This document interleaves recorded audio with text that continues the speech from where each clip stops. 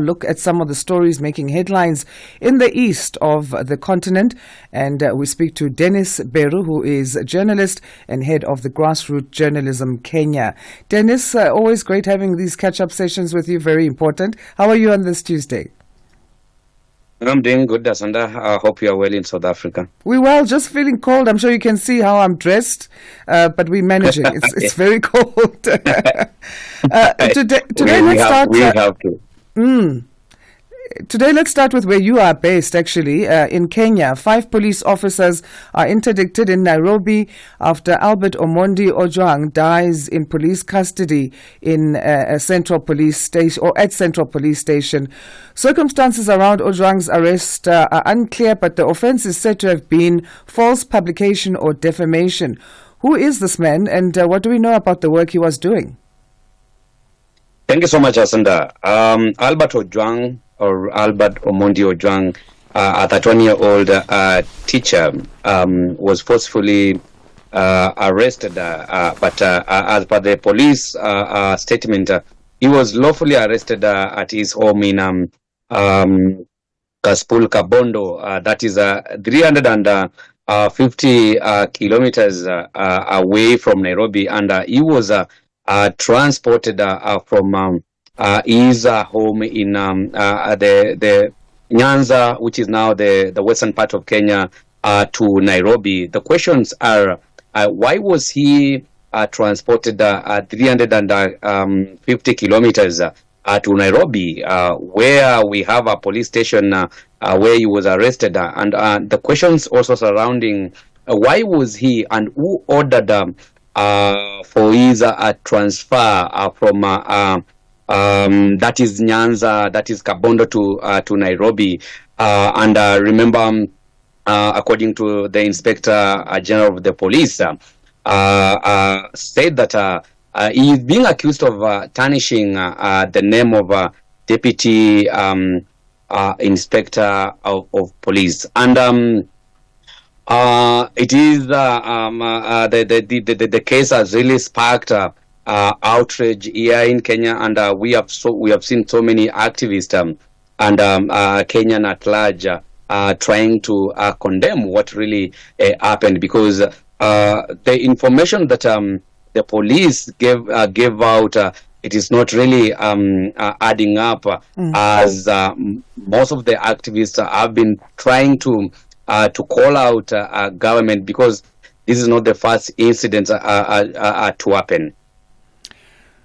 For how long do we know that he was in police custody before his death? And we know that you are joined by another guest. If we welcome you as well, Anami Daudi, who is a human rights activist and coordinator at Mukuru Justice Centre in Kenya. Welcome to Africa Rise and Shine. You'll come in as we go along in this chat, I guess. But how long was he in police custody before his death? Thank you. Thank you for this opportunity. My name is Anami Daudi. I'm from Mukuru Community Justice Centre and Kongamano la Mapinduzi, a social justice and political activist here in Kenya. Ojwang was arrested on Saturday from Migori, where he was transported to Nairobi Central Police Station on Friday. On Saturday, was transported on Saturday.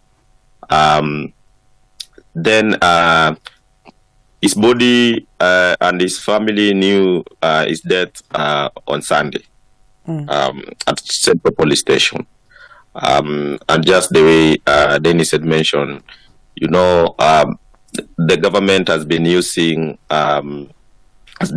this tactic of abducting, arresting, and also disappearing people who are criticizing the government on social media. If your family member, or maybe if anyone around you doesn't raise an alarm, now you'll be found maybe in the rivers, quarries, or maybe be killed somewhere else. And the complainant of this case is such a senior person who is very, very close to the executive, which is the Deputy Inspector General, is an ally of the President of the Republic of Kenya.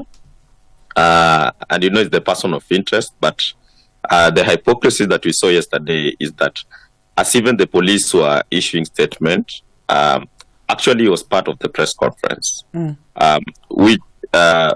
which we, the people of Kenya, doesn't believe or don't believe that justice will be served because now they are targeting junior police officers. He was transferred from Migori to Nairobi, which we believe he was tortured on his way because there are so many police stations that they passed by from Migori to Nairobi because the law says here in Kenya that when you're arrested, you're supposed to be presented to the nearest police station. And also, if you have done anything wrong, you can be presented to court, so that in a court of law, so that they can produce the charges and everything, so that they can also prosecute you.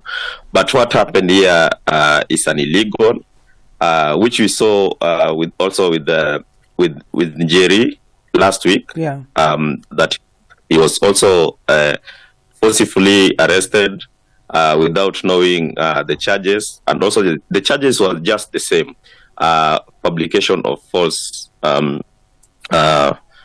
information on social media. And he was detained also at Pangani Police Station, where we also occupied Pangani Police Station. He was denied cash bail or maybe police bond, so that she can go and have time with her family, because it was on holiday. And also they present him to court the day that the courts were operational. But police refused to release him because they said, I'm quoting, orders from above, they have said we should not release her. Well, it's a very disturbing story there, and hoping that the Independent Policing Oversight Authority, as they continue with their investigations, I know Kenyans are not convinced that this was going to be in the interest of the public, and that it's going to be impartial and it will be done thoroughly. But let's hope that it does shift, at least at some stage. We need to leave it there on that chat, Anami. Thank you so much for joining us as we continue with Dennis. Dennis, let's move to Tanzania's president now, Samia Suluhu Hassan, who's joined fellow Tanzanians in mourning the deaths of a tragic road accident that claimed the lives of 28 people there in Tanzania. 8 others were injured. She sent her message of condolences, but what is she saying in terms of road safety and improving road conditions in high-risk areas there? Thank you so much, Asanda. This is one of the most crucial and fatal accidents in Tanzania to be witnessed recently. And in her condolences message, the head of state directed the Tanzanian National Roads Agency, that is TAN Roads and Rural and Urban Roads Agency, TARURA, to urgently improve the conditions of roads, particularly in high-risk areas, to ensure that there is safety for all road users. And remember, this accident occurred the night of Saturday, June the 7th, at Iwambi Hills along Tanzania-Zambia highway in Beru region. And I remember the region has had minor accidents that happened, but this one claiming at least 28 lives is one of the most fatal road accidents in Tanzania. I remember already 19 bodies have been identified, while 9 remain unidentified, and additionally 6 people, including men and 2 women, sustained serious injuries. I remember Tanzania is one of the countries in East Africa to have good road networks, especially towards the border of her countries. And I remember these accidents comes at a time when Tanzania is trying to cripple with a poor road of state of in part of the rural areas, and he has directed the agency to ensure that all roads have been maintained. And remember, this is also a time Tanzania is heading to the elections, and some of the people, especially from the opposition regions, feels that some of the regions where roads need to be maintained are in a very poor state. And now I know the call will be to ensure that at least roads are maintained, so that when it comes to electioneering a time, now things will be easy. Remember, I had one of the members from the main opposition party saying that some of the regions have been neglected in terms of development. So yet some of the regions that are now pro government, they have a good road network. How much of truck driver negligence contributed to the incident? We know it was the accident between a truck and 3 other vehicles. The truck driver is said to have lost control as he was descending. Yes. You see, most of the goods are being transported from Tanzania to the neighboring countries, that is Zambia. And there were also some calls that, some of the truck drivers who have been reckless, they do not follow the road rules in Tanzania. And these accident that involved the so-called transit, the town transit from Tanzania to Zambia, the two that were involved in this accident. And there also we have some calls from the authorities that some of the licenses of these trucks might be revoked to ensure that they comply with the rules and regulations. Another one to look at, yes. Over and above road safety, looking at truck driver negligence as well as behavior on the roads. Let's move to Chad before we run out of time now, Dennis. Chad has responded to the U.S.'s President Donald Trump's travel ban by saying that it will stop granting visas to U.S. citizens. Sudan, Chad and Somalia have expressed disbelief at these travel bans, and this is how Chad is responding. How exactly does this immigration crackdown work, according to Trump? How does he make sense of it in terms of how Africa can respond? Yeah, officials and leaders from these countries feel that, this is very unfair because the sweeping travel ban that Trump's administration has intensified on the immigration crackdown, they feel this is not fair because banning 12 countries or citizens from 12 countries from participating or visiting the U.S., Chad and Somalia and other countries feel that, this is very unfair. And remember, Sudan also had to come in and saying that, of course, we know we are trying to fight terrorism, and we've been included in the list. I remember the official from Sudan saying that, Sudan is at least a terrorist country, yet Trump has also included the country. And remember, this ban is also expansive to other countries. We've seen Afghanistan, we've seen Haiti, Iran, Libya, and also Yemen citizens are being included in this.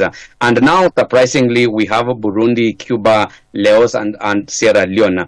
And remember that Asanda, during Trump's first administration, that was 2017 to 2021, he also banned Muslim majority nations from visiting the U.S., saying that, it is one of the ways of combating terrorists and trying to show that. And that previous ban faced a challenge in court.